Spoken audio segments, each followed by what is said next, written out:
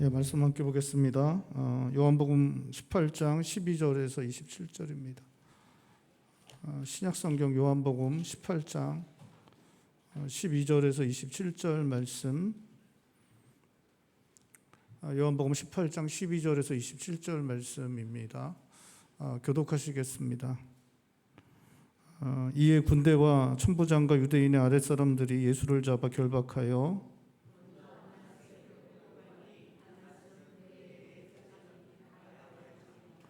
가야바는 유대인들에게 한 사람이 백성을 위하여 죽는 것이 유익하다고 권고하던 자로라.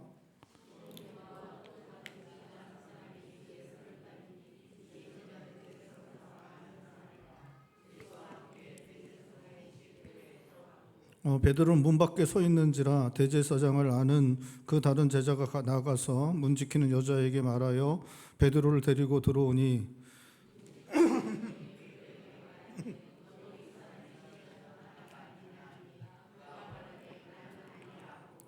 그때가 추운 고로 종과 아랫사람들이 불을 피우고 서서 쬐니 베드로도 함께 서서 쬐더라.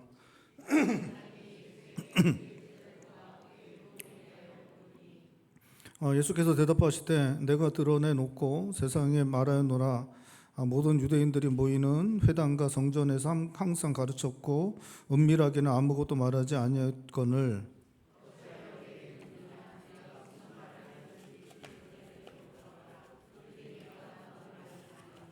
이 말씀을 하심에 곁에 섰던 아랫사람 하나가 손으로 예수를 쳐 이르되 내가 대제사장에게 이같이 대답하느냐 하니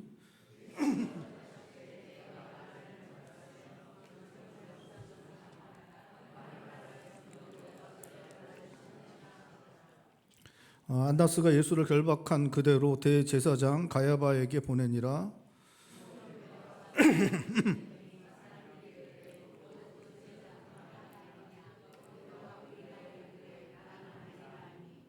대제사장의 종 하나는 베드로에게 귀를 잘린 사람의 친척이라 이르되 내가 그 사람과 함께 동산에 있는 것을 내가 보지 아니하였느냐.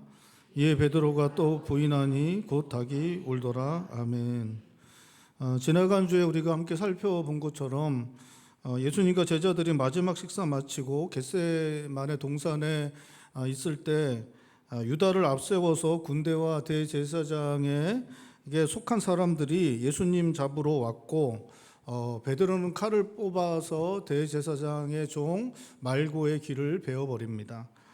베드로는 주님 위해서라면 목숨 버릴 수 있다고 말한 대로 주님 위해 싸우려고 칼을 빼든 것이지만 주님은 주님 위해 목숨 버릴 각오로 칼을 뽑아든 베드로를 말리시고 주님께서 계속해서 말씀해 오신 대로 주님 잡으러 온 사람들에게 순순히 결박당해서 잡혀가십니다. 그렇게 주님께서 잡혀가시게 되자 마가복음은 제자들이 다 예수님을 버리고 도망갔다라고 기록하고 있는데 베드로도 이때 아마 제자들과 함께 도망을 가게 된 것 같습니다.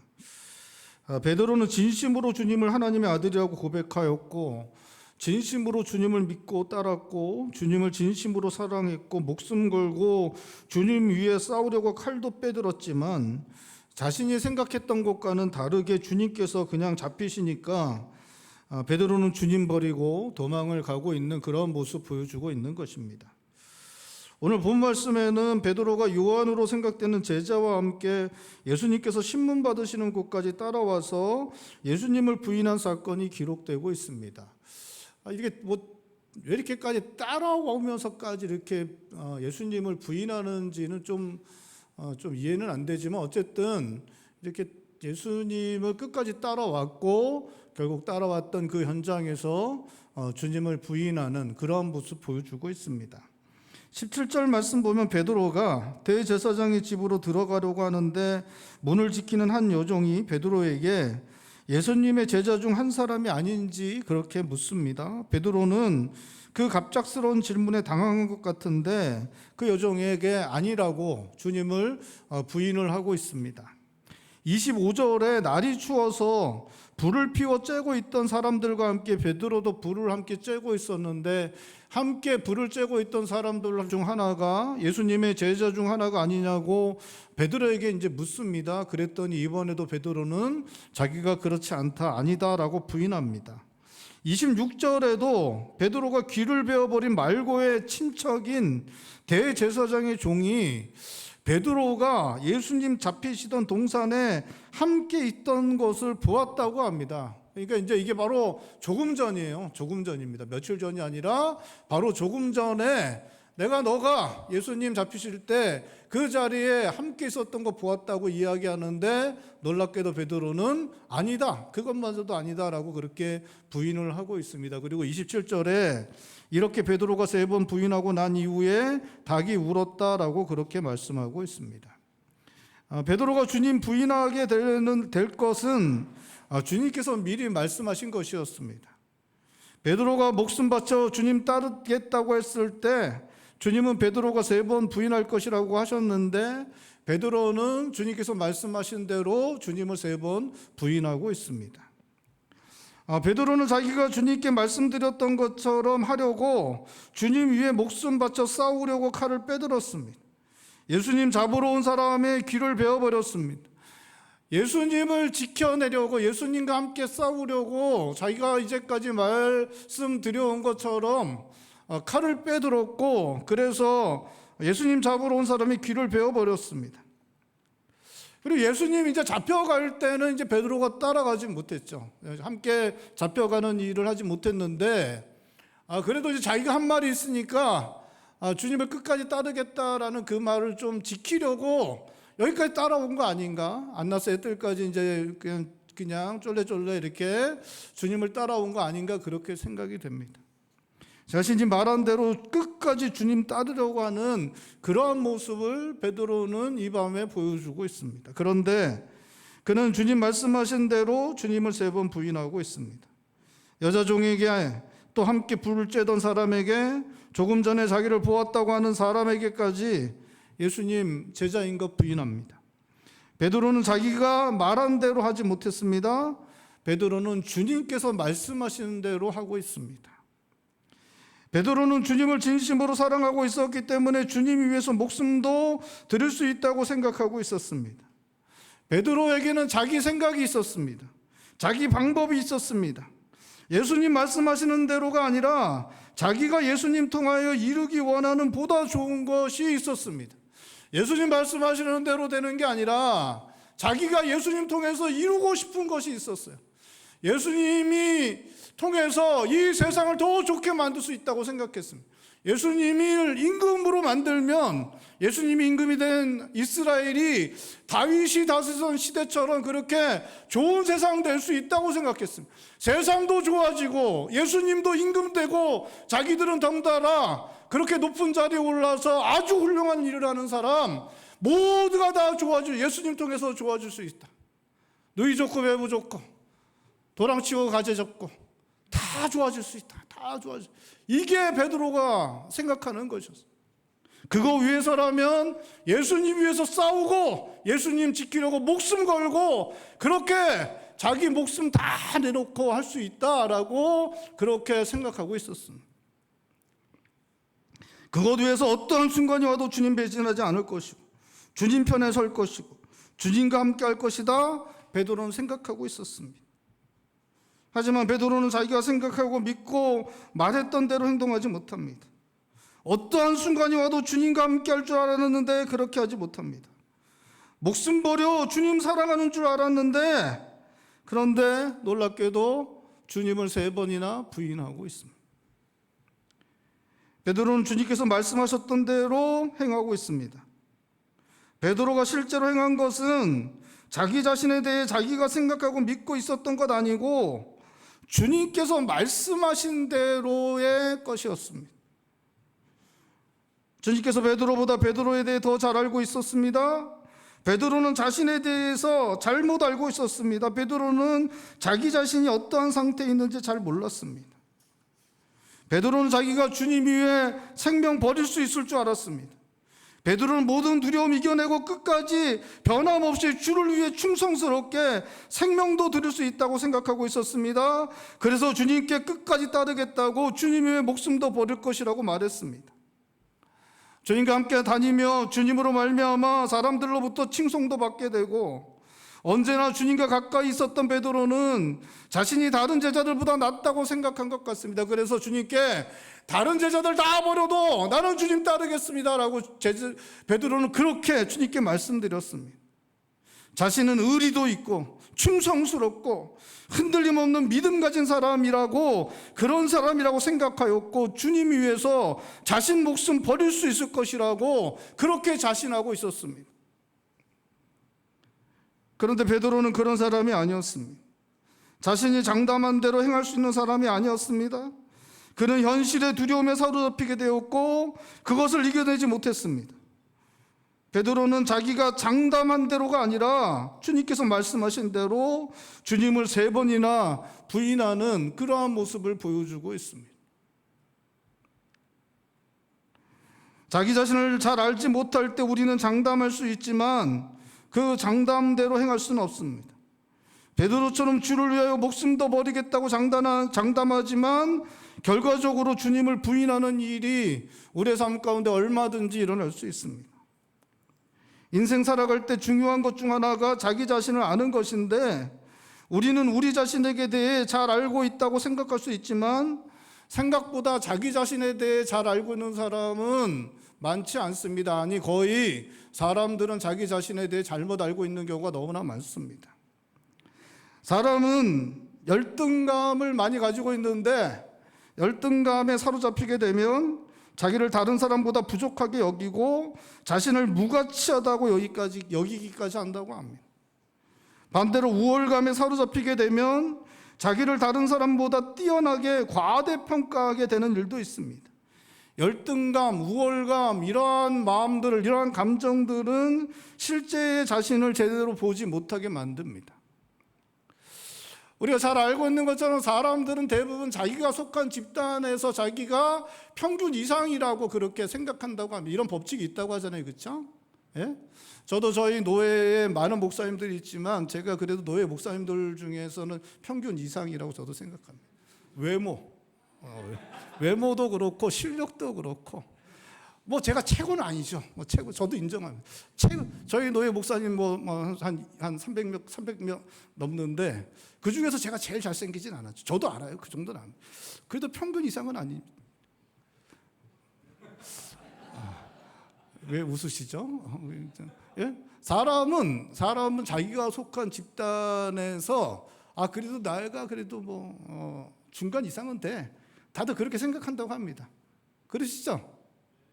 그래도 우리 교회 이렇게 모였는데 우리 남자들 중에 그래도 내가 내 얼굴이 그래도 좀 중간 이상은 먹혀, 뭐 이렇게도 다 생각하시죠? 예, 그만하겠습니다. 그렇게 사람은 자기가 속한 집단에서 평균 이상은 된다고 생각하는데 그렇지 못한 경우가 허다하다고 합니다. 사람은 어떤 집단에 속함 있으면 그 집단에 속해 있는 것을 자신의 정체성으로 생각한다고 합니다. 내가 어느 교회 다니면 내 믿음은 그 교회 수준이야, 그렇게 생각한다고 합니다.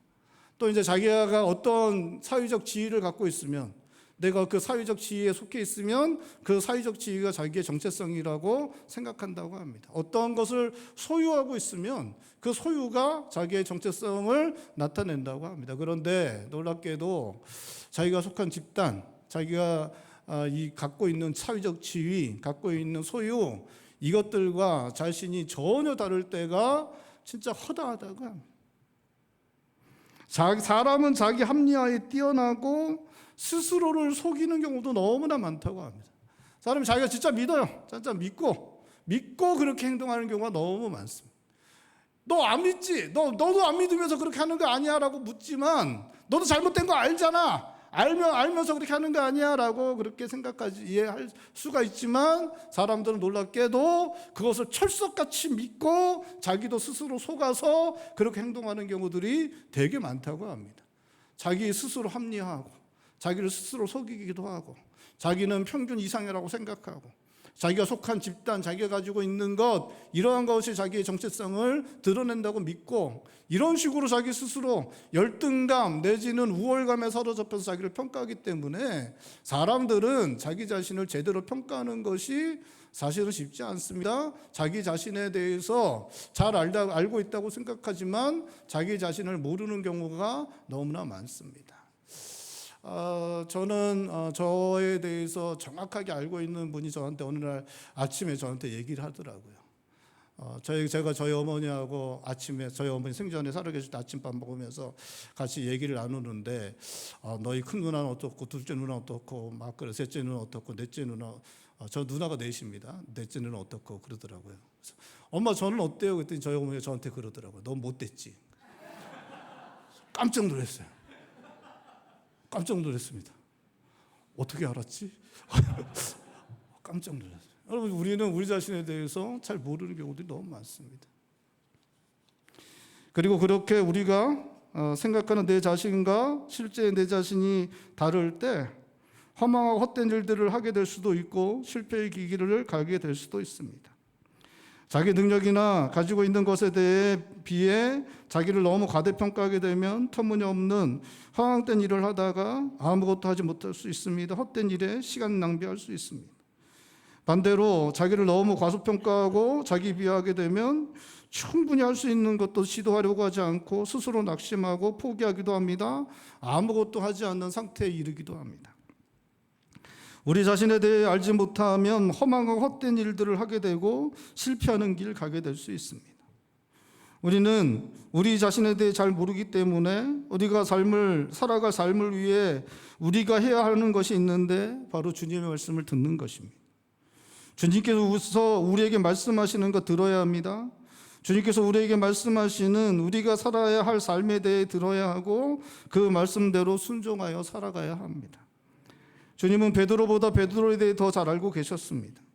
베드로는 의리도 있고 충성스러운 마음도 있었습니다. 하지만 베드로의 의리와 충성스러움은 그렇게 크고 강한 것은 아니었습니다.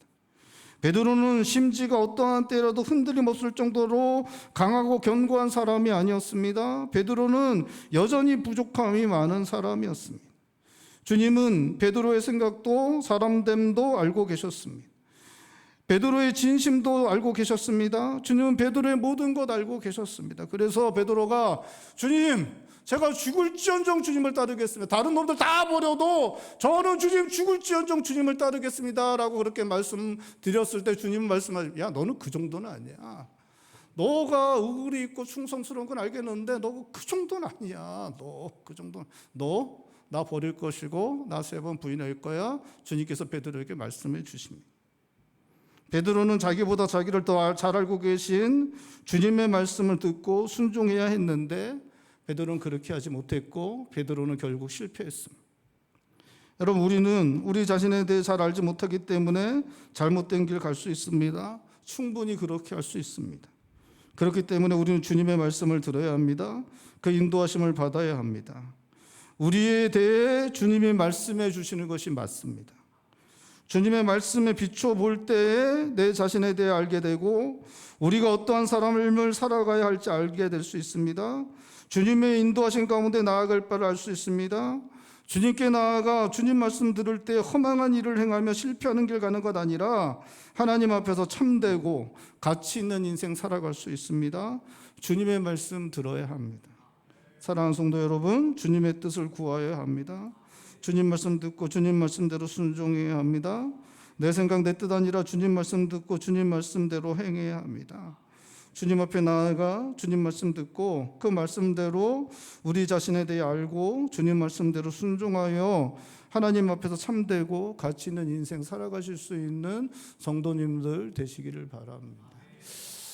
이렇게 우리가 살아가면서 정말 많이 고민하고 정말 많이 이렇게 연구하고 그렇게 합리적으로 생각하고 선택하고 그렇게 하며 살아가는데 뒤돌아보면 참 맞지 않은 일들을 하는 경우들이 참 많은 것 같습니다. 실수하기도 하고 실패하기도 하고 참 시간이 지나가는수록 느끼게 되는 건 그냥 주님 말씀대로 해야 되겠구나.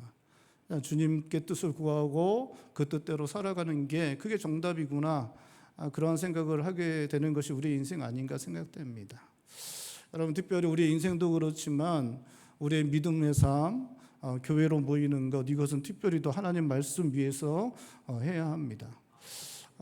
저는 우리 사회, 한국 사회의 이 변화를 어쨌든 뭐 70년대, 80년대를 지나면서 변화를 쭉 이제 뭐 살아왔으니까 이제 볼 수밖에 없고, 저는 이제 69년생인데 586 세대의 마지막 세대입니다. 그래서 이제 저희 선배님들하고 같이 뭐 군부 독재에 맞서서 뭐 민주화 운동도 하고 뭐 그런 세대가 이제 저희 세대입니다. 근데 이제 뭐 지금은 너무 많이 좋아졌지만 너무 어려운 시대를 보냈죠. 우리가 너무 어려운 시대를 보냈습니다.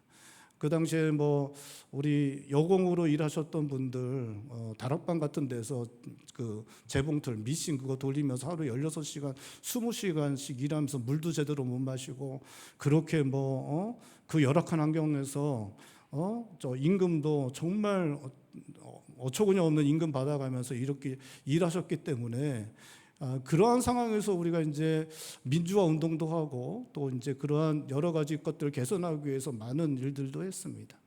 그리고 그래서 이제 지금 많이 변했죠. 지금 너무 많이 사회 전체가 너무 많이 지금 가부장제는 무너졌잖아요, 그렇죠? 예? 여기 우리 아버지들 많은데 집에서 큰 소리 치고 계신 분 있습니까?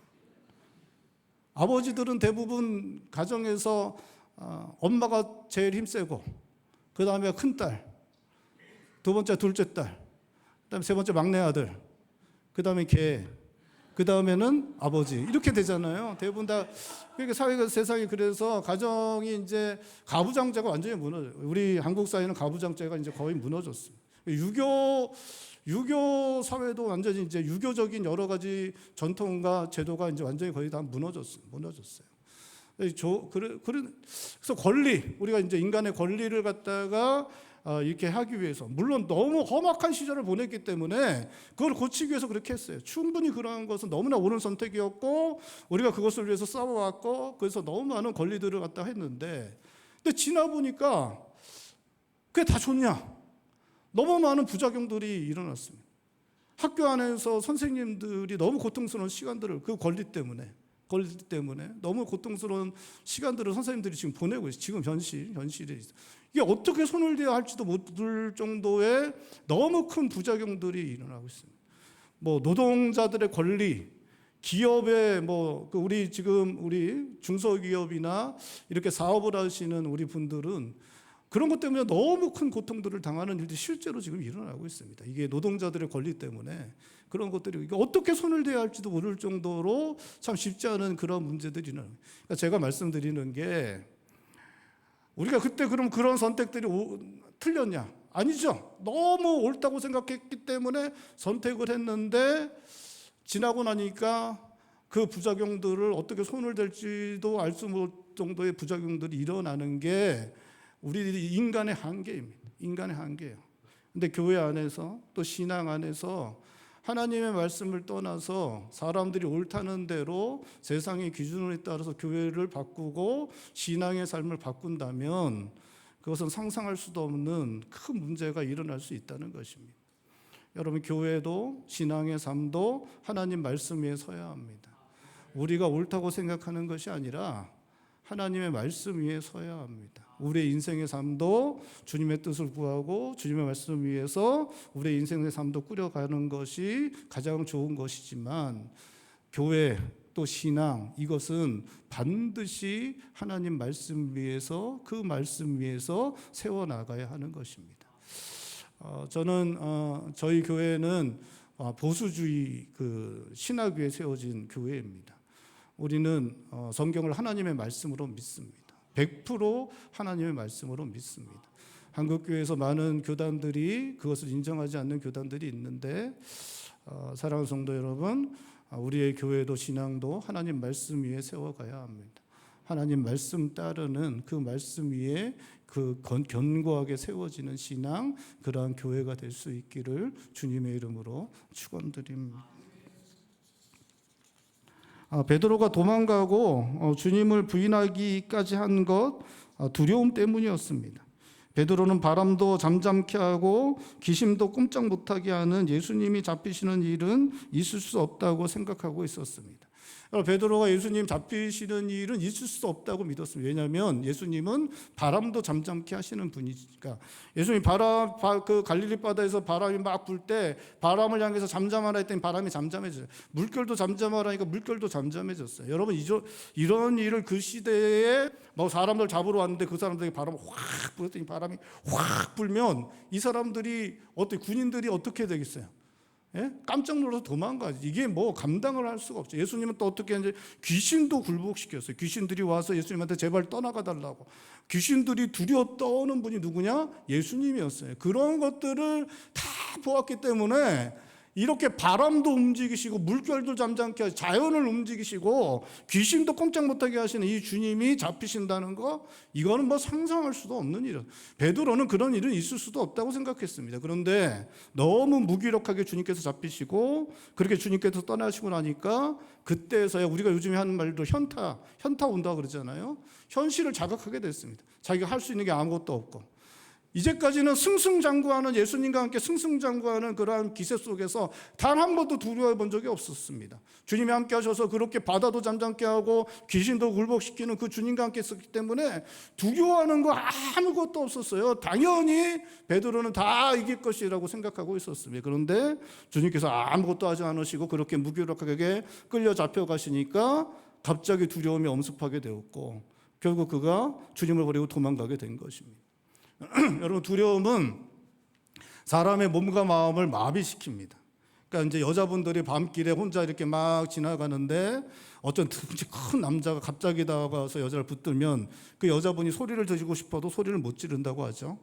도망가려고 해도 힘이 빠져서 도망가지 못한 거다. 그러니까 두려움은, 갑작스러운 두려움, 공포, 큰 두려움과 공포는 사람의 마음도 몸도 마비시킵니다. 혼란에 빠지게 되는 거예요. 이 너무나 큰 충격과 두려움 가운데 베드로는 거기에서 사로잡혀서 결국 자기를 보호하려는 그런 마음을 먹게 됩니다. 그리고 결국 하지 않아야 될, 자기가 생각했던 것과 전혀 다른, 자기가 마음 먹었던 것과 전혀 다른 선택을 하게 됩니다. 도망을 갔고 결국 또 자기를 보호하려고 예수님을 부인하는 데까지 나아가게 됩니다.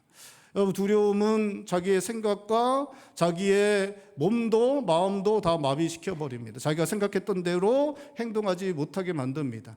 두려움은 자기를 보호하려는 것에 사람을 집중하게 만듭니다. 자기를 보호하려고 하기 때문에, 그렇기 때문에 자기가 생각하던 것들을, 원래 생각했던 것들을 다 내려놓고 그렇게 잘못된 것들을 선택하게 되는 것입니다.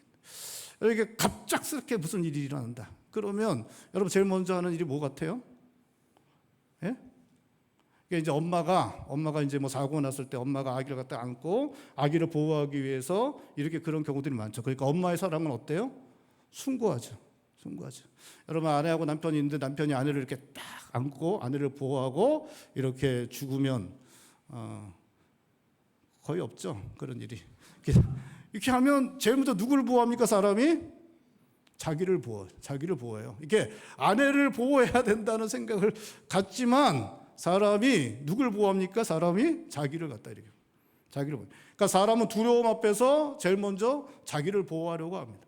자기가 이제까지 생각하고 자기가 계획하고 자기가 했던 모든 것들을 다 내려놨습니다. 링에 오르기 전에 누구나 다 생각이 있지만 쳐맞아 보면 다 알게 된다고. 그런 것처럼 사람이 다 생각이 있지만, 다 이렇게 꿈꾸는 것들이 있지만, 이게 두려움이 이렇게 엄습하게 되고 놀라운 충격을 받게 되면 사람이 그것을 감당해내지 못하고, 그를 자기를 갖다가 보호하기 위해서 이제까지 생각하던 것, 이제까지 주장하던 것 다 내려놓는 일이 충분히 일어날 수 있는데, 그것이 믿음의 삶을 살아가야 할 우리가 세상 앞에서, 두려움 앞에서 결국 믿음을 내려놓고 믿음을 떠나는 일들이 일어나는 이유이기도 합니다. 여러분, 우리가 주님을 떠나가고 믿음을 버리는 가장 강력한 이유가 두 가지인데, 하나는 유혹을 받는 거예요. 유혹을 받는 것입니다. 욕망에 사로잡히는 것.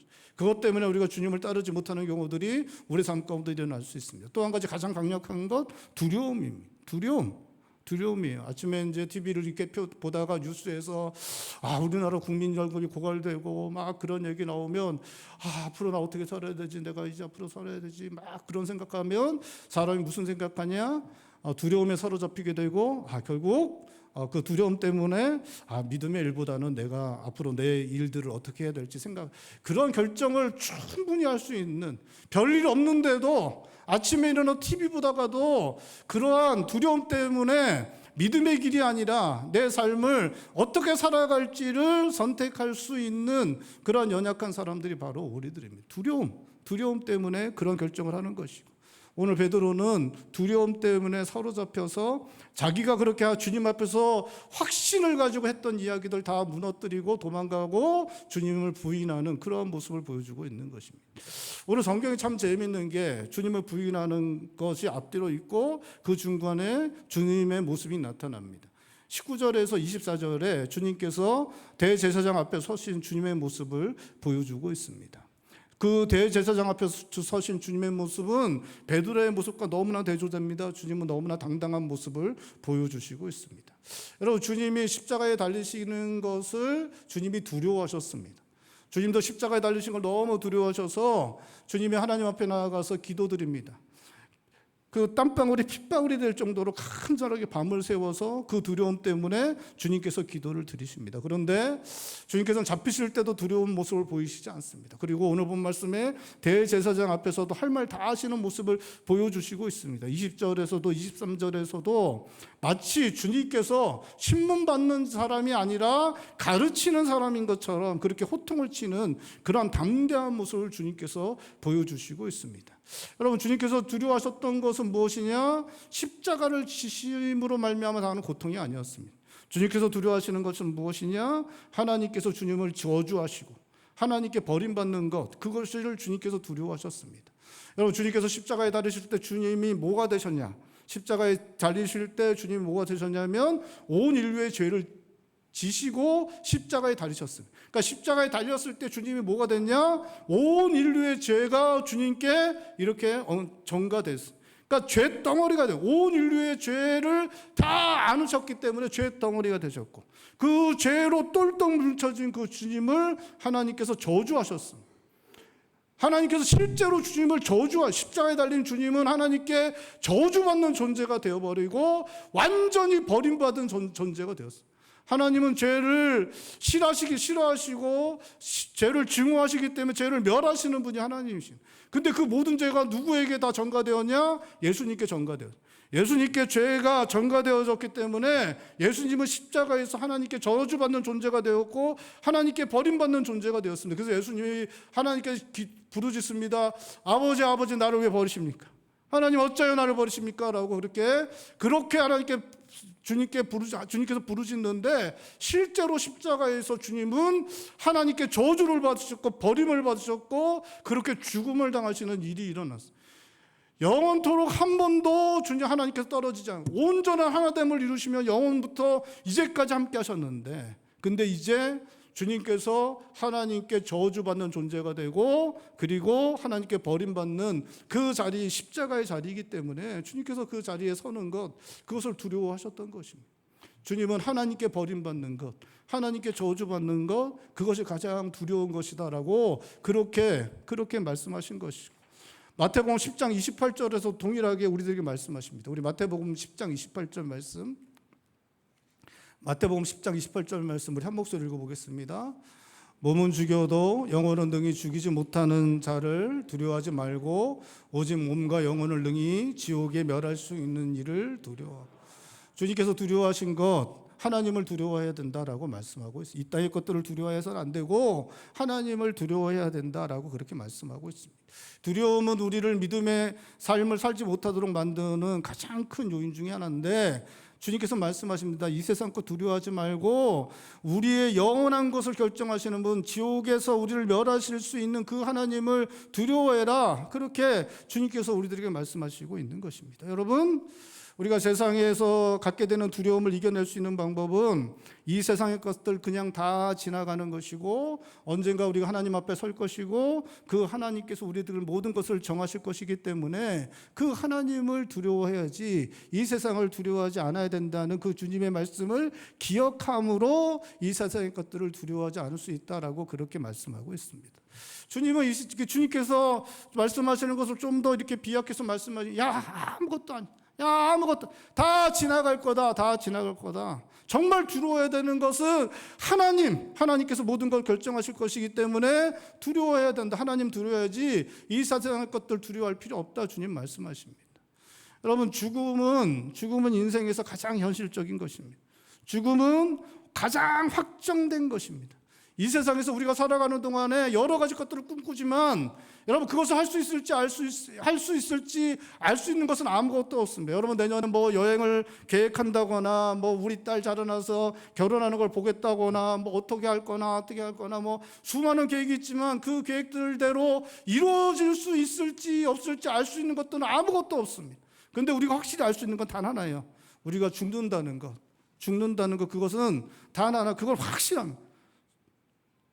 저도 이건 예언할 수 있어요. 저도 죽을 것이고 여러분들도 죽을 것입니다. 이건 다 죽을.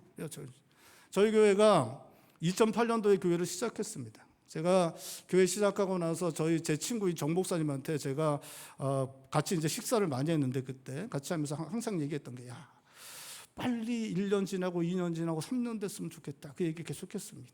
그러니까 교회 처음 시작하고 나서 성도들도 꽤 많이 모이고 그랬지만 교회가 너무 연약한 것 같다는 마음이 계속 들었어요. 너무 많이 흔들리는 것 같고 언제라도 이게 와야 될 수 있겠다라는 생각이 너무 많이 들어서, 그래서 이제 계속 나도 니네 교회처럼 빨리 3년 4년 됐으면 좋겠어. 그 얘기를 계속했습니다. 여러분, 지금 몇 년 된 줄 아세요? 18년 됐어요. 18년. 어느새 18년이 지났어요. 어느새 18년이 지났어요. 저희 부모님 돌아가신 지가 벌써 20년 훨씬 더 지났습니다. 20년 훨씬 더 지났어요. 그전에 그때 2002년, 2003년 그때 저희 부모님 돌아가실 때, 어머님 돌아가실 때 2004년, 2005년 이때쯤 돌아가셨는데, 저희 어머님 돌아가실 때 제가 언제 이게 뭐 어머님 언제 볼 수 있을까 그렇게 생각했는데 금방일 것 같아요. 또 금방 뭐 한 20년 지나면 다 인생 끝나고 그냥 이렇게 어머님 보고 뭐 여러분, 시간 금방 지나가요. 18년 지났는데 20년 뭐 얼마나 빨리 지나가겠습니까? 여러분, 다 정해져 있는 것이고 그 시간 다 지나요. 그때 돼서 주님 앞에 섰을 때 우리가 지나간 인생을 돌아보면서 그런 생각하게 될 거예요. 내가 그때 그렇게까지 할 필요 없었는데, 그런 생각. 제가 예전에 군대에 있을 때 별의별 다 있거든요. 물 안 나와갖고 여름에 물 안 나와서 이제 식판을 씻을 수가 없습니다. 그래서 제가 화장실 가서 식판을 씻었거든요. 그거 갖다 이제 올려놨더니 고참이 갖고 가면서, 어떤 놈들은 화장실에서 식판 씻는데 우리는 아니야 그러면서 갖고 가더라. 내가 조금 전에 식판을 갖다 화장실에서 씻었는데 그거 갖다가 자기 무르고 갖고 오면서, 군대에서 그때 맞지 않으려고 살아남으려고 그냥 그렇게 하고 이것저것 다 하고 뭐 고참들 시키는 다 했는데, 지나가 보면 그때 뭐 그렇게까지 할 필요 없었는데, 지나가는 시간인데, 그냥 지나가는 시간인데 아무것도 아닌데라고 그렇게 이제 생각을 할 때가 많습니다. 여러분, 주님 앞에 섰을 때, 주님 앞에 서는 날이 이제 오게 될 것이고, 그때 우리가 인생 돌아보면서 그런 생각할 것입니다. 그때 그렇게까지 할 필요 없었는데 내가 왜 그렇게까지 했을까? 그런 마음을 먹는 날이 우리에게 오게 될 것입니다.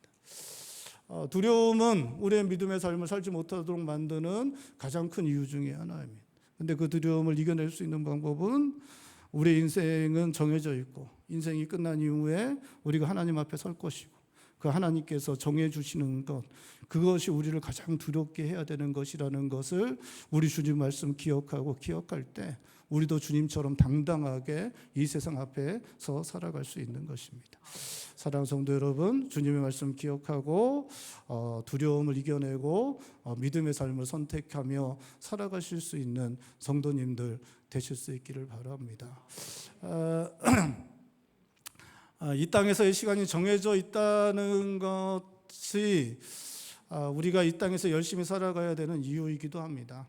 주어진 시간을 허망하게 살아가는 것이 아니라 참 가치 있게 아름답게 살아가려면 어떻게 해야 되는지 항상 고민하고 우리가 그것을 위해서 정말 열심을 내야 하는 것, 그것이 우리 인생을 살아가는 삶의 모습이어야 합니다.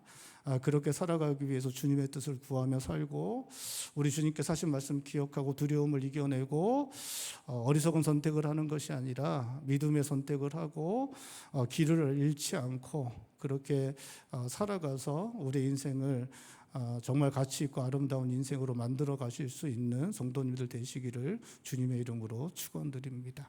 기도하시겠습니다. 우리 시간에 기도할 때 하나님, 우리가 이렇게 번듯해 보이지만 우리가 우리 자신을 스스로 잘 알지 못할 때가 너무나 많습니다.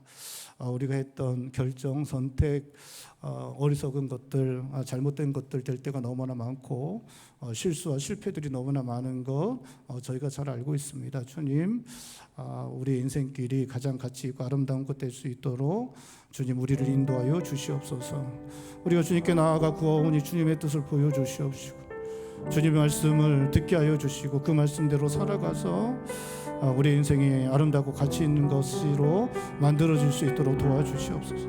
우리 가정에서 우리의 자녀들에게 또 우리 직장과 사업장에서 우리 인생에서 우리가 살아가는 동안에 말하고 행동하는 모든 것들 통해서 이루어지는 일들 주님 우리가 그것들 가장 선하고 아름다운 것을 할 수 있도록 우리에게 말씀하여 주시옵시고 그 뜻을 구할 때에 뜻을 보여주시옵시고 순종하여 살아감으로 가치 있고 아름다운 것으로 만들어가게 하여 주시옵소서.